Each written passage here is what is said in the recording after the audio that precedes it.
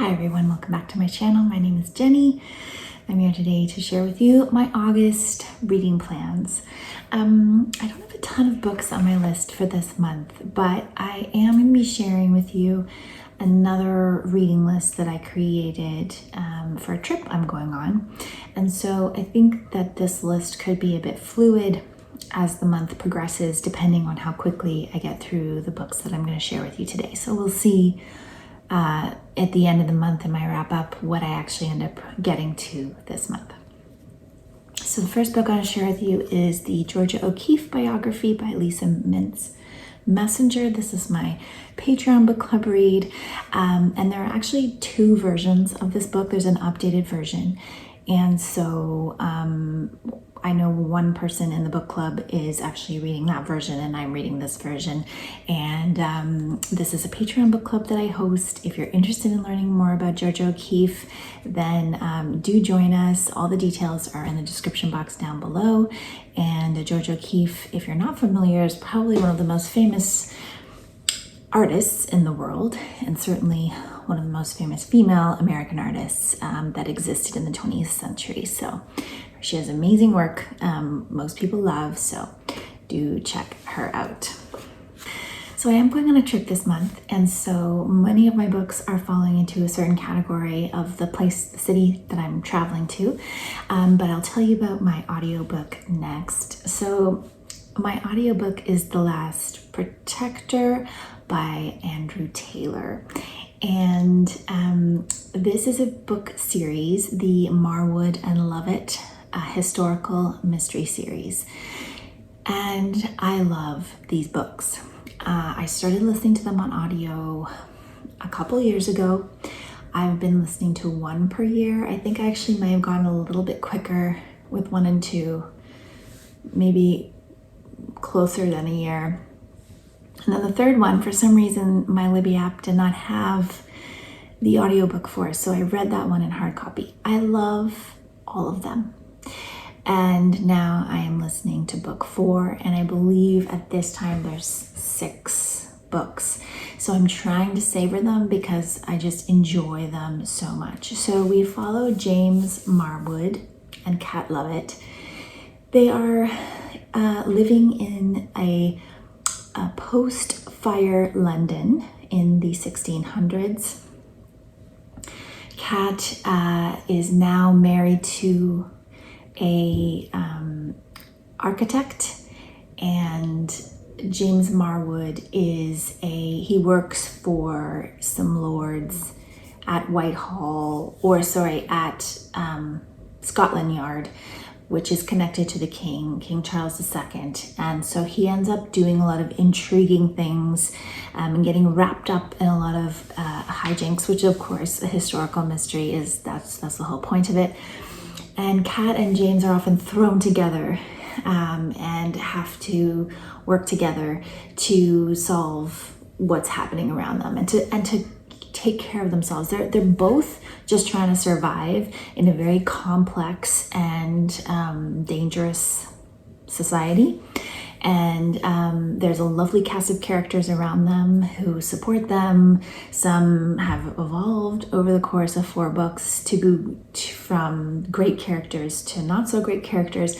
There's a lot of character development in the stories, and of course that's why I love them. The plots are not as important to me as the characters and just the writing and how fluid the story is, and the narrator is also really great. So I do highly recommend these audiobooks, and I do highly recommend the series. I don't read a lot of murder mysteries or historical mysteries, but I love these ones. Okay, and so now we're going to get into my theme for the month. And that is that I'm traveling to Toronto, the largest city in Canada, at the end of August. And I wanted to read some books that were set there or about there. So I found this one, Toronto's Lost Villages by Ron Brown. Like I said, I'm going to be making a video of all of these books just to create this list and put it out there for anyone that might be traveling to Toronto and interested in reading some books about the city or set in the city.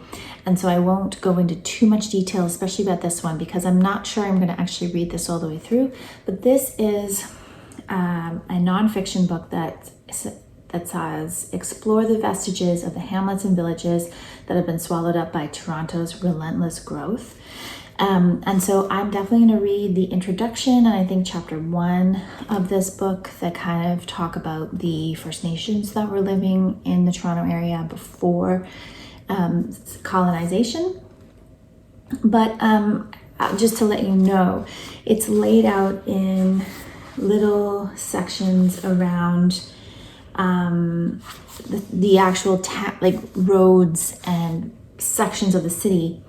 I think it's a little bit more of a local history than what I'm looking for. I think I was looking for more kind of historical information, but more generalized about the kind of way that the evolution of the city happened, and not so specific about, well, this street used to have a post office and a blah, blah, blah, etc. So that is what this book is about. And I don't think there's anything wrong with that. The writer is a geographer, travel writer. So, he's coming at it from that perspective, and also he lives in Toronto. But I think I may just, take a few little sections of this book, but I'm not really interested in reading all the little details as they've been laid out in this book. Okay, so a novel that I've had on my physical TBR for many, many years is Brother by David Chariandy. This is set just outside of Toronto, I believe. And it is about Michael and Francis, who are sons of Trinidadian immigrants, and they battle against the careless prejudices and low expectations that confront them as young men of Black and Brown ancestry. Propelled by the pulsing beats and styles of hip-hop, Francis, the older of the two brothers, dreams of a future in music. So it's, kind of a coming of age and young men grappling with the position that they're in based on systemic inequity. And David Chariandy actually, I believe, lives out here in Vancouver now and teaches at Simon Fraser, or did the last time I checked. And so, yeah, I'm happy to finally get to this one that I've had for quite a long time. The next one is a reread. So I started reading Margaret Atwood when I was in post-secondary education, because she is definitely arguably the most famous Canadian author. She's won the Women's Prize, she's won a Booker, she's a pretty big deal. And I endeavored to start reading all of her novels at that time, so late teens, early 20s. And I still kept reading them throughout my 20s and into my 30s as well. This one, The Robber Bride, I can't exactly remember when I first read it, but I had always assumed that Cat's Eye by Margaret Atwood was my favorite of her novels. And then I reread it a few years ago and realized that I had mixed up the plot of Cat's Eye with The Robber Bride. This novel is set in Toronto. It features 3 women in midlife who have all been affected by another woman named Zinnia. And Zinnia effectively destroyed or tried to destroy their relationships with their partners. And the premise is that they all think that she has died because they attended her funeral, and then they're out for lunch one day and see her in the flesh and realize that she didn't in fact die. And they all kind of spiral into this what now scenario. And so that is this. And one of the characters lives on Toronto Island. And I've always remembered that. I've always held that as like, I don't know why, a pivotal point or a pivotal part of the setting of this novel. And so I want to reread it now because I wanted to reread it for a while. I want to see if this is in fact my favorite Margaret Atwood, or if I still like it as much as I did, or why I've held on to the things I've held on from it. So yeah, very excited to reread this and see what I think of it now, 20 years later, because, you know, sometimes books change on us. All right, so the last novel that I have themed around the city of Toronto is called Cold by Drew Hayden Taylor, and this is a novel as well. Drew Hayden Taylor is an Indigenous author, Ojibwe, from Curve Lake First Nation in Ontario. So I had never heard of him before. I was researching books set in Toronto, and this one came up. This follows 4 different people living in Toronto, and there is a kind of chance situation where they all meet, and then something menacing happens. Something or someone is hunting them. I think you can see the city of Toronto here on the cover. So I think this is a thriller / mystery / I don't know. Like I said, never read him before. I'd never heard of this author before I looked up this book. So I'm very excited to read this, see if I like his writing style, and see if I like this book, because as we know, I don't read a lot of thrillers, but I have been reading more recently. So it's kind of an interesting shift in my reading for 2025.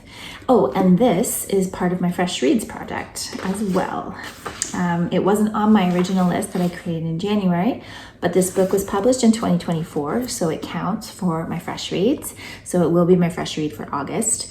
And I may end up picking another Fresh Read later on in the month if I get through all these other books in time. But I do have 2 vacations and family visiting and a lot of other things going on in my life. So whether or not I get to another book this month will be a mystery for all of us. We'll see how that goes. So those are my reading plans for August. I'd love to hear what your reading plans are for the month. And if you have read any books that you loved that were set in Toronto, I would love to know what they are. And I will be back again soon with another video. Thank you so much for watching.